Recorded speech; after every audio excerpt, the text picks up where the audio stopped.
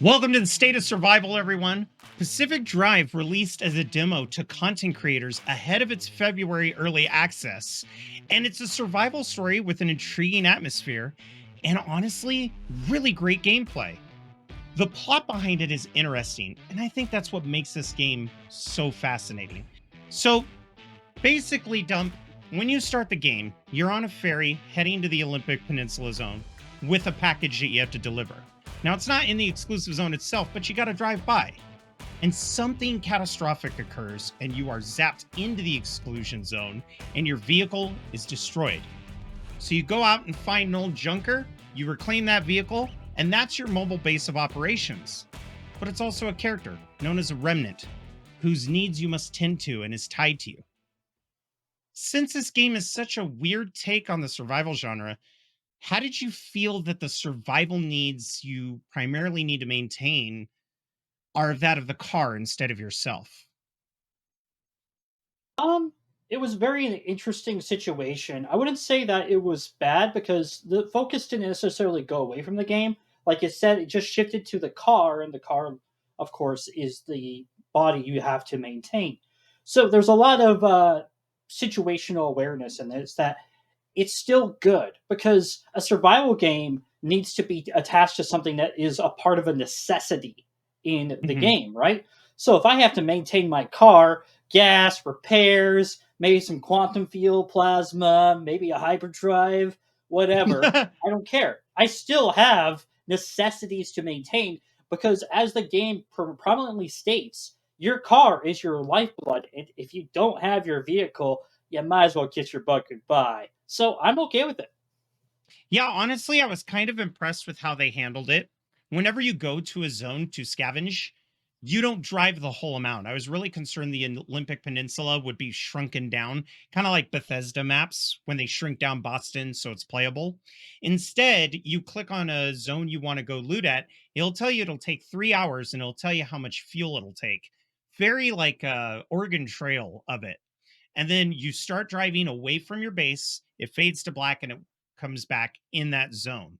Um, I think it's cool because you get an idea of how much fuel you're going to use on the trip over. So you automatically know, well, my battery's probably going to be low because it's not upgraded. I'm going to need to find fuel and siphon it from scrap cars first thing when I get there. But the other cool thing is your character also has health stats. You have health from damage, usually traps and things that remnants and things from the instability that can attack you. But you also have a radiation poisoning meter. So there is a way I can that see you that. yourself could die. Yeah. But it's awesome that most of the food and water needs is translated as fuel and battery for the car itself. Speaking of taking care of yourself in your car, the biggest threat in the entire game is the absolutely unforgiving instability. It's a man made anomaly that is literally changing the area inside the exclusion zone.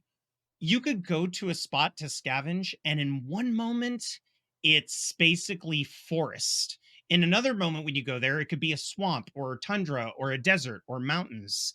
It's insane how it changes the landscape.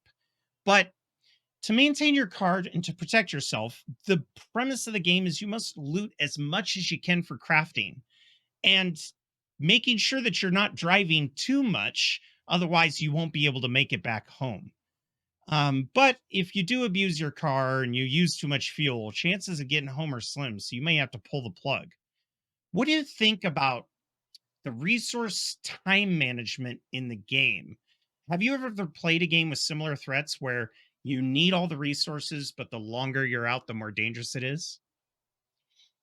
I would have to say this is what actually makes it more of a survival game for me in this essence is that this game does put a pressure on you to be aware of your moderation, how much you use, how much you prep, and so many other things. There are plenty of survival games out there that do this kind of scenario where it's not necessarily when you go out, but it's when you're traveling from town to town and such. And in this game, I feel like that isn't necessarily the case 100% in this one because when you do leave your safe zones and go out to scavenge and everything else, you have to almost doomsday prep for the worst case scenarios but yet not bring too much because you want to also bring some back with you. So this is actually what I think the core of the survival really comes to shine in my view.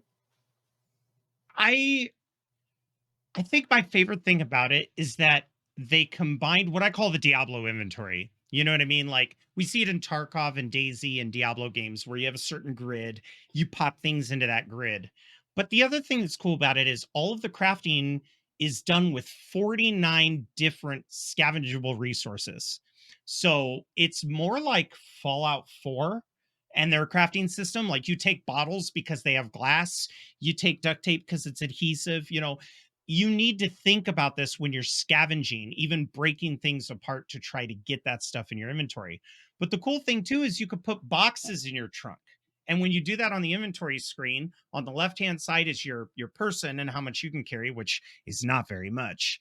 And then the trunk of the car, which is designated by how many boxes you have in it. And it even stacks the boxes like you have them stacked in the car. So you could visually imagine what's in what box. But with the combination of 58 different kinds of threats in these zones that can kill you, you always got to stay on your toes. And I really, really love that. Like not knowing what to expect. From what you've seen, what's your take on the balance of driving versus being on foot where you're vulnerable? Well, it combines kind of the two very well, and it allows you to really think about, oh, hey, there's a place on my left. I'm not going to jump out of my car and loot it because maybe I don't need the resources from this. It seems like the locations are well designed to make you realize what could be scavenged from them versus what can't be scavenged from them.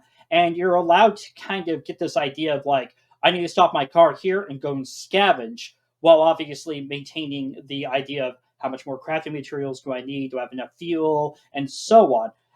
Yeah, I think another aspect of my gameplay is if you really think about it, the biggest threat out of the exclusion zone is your car. And they do this in a really clever way plot wise, but I was watching a YouTuber play it and I could have swore his car moved on its own because it was right behind him. And he swore the same thing. So I don't know if it's an upgrade he had, but once I started thinking about the plot, your car is a remnant. And remnants are these weird anomalies that become attached to you as a person, but the longer you're around your remnant and the more time you spend with it, the more it drives you crazy. And that's so genius. And it's almost like you have to play with poison in order to survive, but you can also be poisoned by it. So What do you think of that haunting idea? I don't know. It's kind of like a Tony Stark effect. You got to drink the stuff that's killing you to keep you from dying. Um, That's fair. That's but fair. kind of plays into the whole cool tech vibe too. But it is an interesting situation because I may have watched the same YouTuber and I think there was something hovering over his car, and I could have swore I saw a cable connect. So it's very interesting that there could be two different ways that could have happened that the car moved. But it is a interesting situation that you have something that is a remnant that it seemed like in the very beginning of some of these videos that I've watched are like excited but also hesitant about them. Yeah, like the NPCs when they're talking to you and stuff. Excellent dialogue in the game, by the way. Fantastic voice acting. They'll go, "Oh, you I found a love Cody. remnant. Oh, that's too bad." But it turns out that it's because it'll drive you crazy if you can't get out of the exclusion zone in time. And to your point of that thing that was floating above the ship, I saw another YouTuber, and he's pretty sure that thing steals your battery energy. So whenever you see them Ooh. coming by, you got to be like, okay, I got to wrap up and then move. But Ah. I think the forefront of this game is the breathtaking atmosphere. Of course, it's in the Pacific Northwest, and I'm biased because I live here. Beautiful area. But the fact that everything can change on you because of the instability on the dime, I started focusing on certain elements that make it such an immersive game. Um, and I think the world reminds me more of a horror game than other survival games tend to manage, kind of like a Lovecraftian in nature, where the unknown isn't aliens like we originally thought. It turns out it was a mistake because we messed with science when we shouldn't have. But the darkness, the isolation, and oh my God, the audio. it creates a painting of a terrifying run for your life type settings. But when we originally talked about it, we were talking about how kind of it was beautiful, but they did use a little bit of cartoonistic elements. What was your thoughts on Uh, the game's visuals, the audio engineering, the dialogue, and the user interface? Audio, Toby and Francis, mwah, absolutely good comedy. These people have been around each other for far too long, so they have a little bit of banter. I love how excited they got about the Remnant possibly being a car. They're like, "It's been 10 years since we've seen one. It's like, and it's a car." And then they talk to the lady. And the lady is very off-putting because she doesn't want you there. You can definitely tell, but she has to help you. These kind of elements in the game don't necessarily immerse you. They attach you to these characters. They give you little details, little snippets of information about them that make them actually enjoy. It's not a Division 2 mistake where it's like they're giving way too many details about the situation. It's little finite things that attach you to the world and the environment. The interface, I hope they allow you to choose elements of the interface to hide, because watching him run around, or some of the YouTubers I've watched run around, the interface looks cluttered. It's distracting, especially in a game that, from what we've seen in screenshots and other things, looks absolutely gorgeous. But I'm pretty sure they'll improve upon it when we see the final game.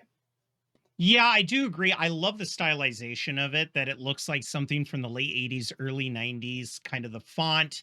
It reminds me of a Windows 3.1 computer, the little file icons and stuff. But at the same time, maybe it's because they weren't silencing what objectives they had.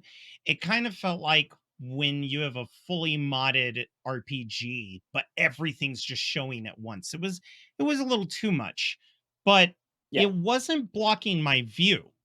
It was just too much info, and I'm not entirely sure if that's a drawback. Maybe once we play the game and we learn what we have to manage, that'll make more sense. But yeah. yeah, with the user interface, I do agree with that 100%. I am just quickly. I'm very excited for this game. Like Jarl, it hits really close to home for me. So it is a very interesting situation. And one of the things I would like to ask, maybe the developers watch, are some of the stable zones actually going to have iconic possible peninsula locations? Something that maybe somebody like me or Yarrow might be excited to see. Yeah, and it could even be that the unstable areas, one day it's a mountain, and then the next day, maybe when the mountain disappears, it uncovers, sites and stuff. But I imagine they probably kept a lot of that under lock and key because I imagine something that delicate and detail oriented would probably be for early access and not necessarily the demo. But still, I'm very excited. I think repairing the car is cool. You could get like liquid bondo and just be like and paint your car with it, or the spray foam to fill your tires. Because man, I was watching Raptor play with a flat tire and that was agonizing. But thank you, Yeah. Dump. I'm looking forward to it. I know I'm going to be playing it. Hopefully, Dump will too. It is a single player game, but I don't think that takes away from the fun. And judging from what I saw, it seems like it won't be a game that takes too many game hours. But I do have a question for y'all in the community. In most survival games, you have to worry about your own bodily needs. Does the fact that this game requires you to maintain the bodily needs of a vehicle fit the nature of what you expect in a survival title?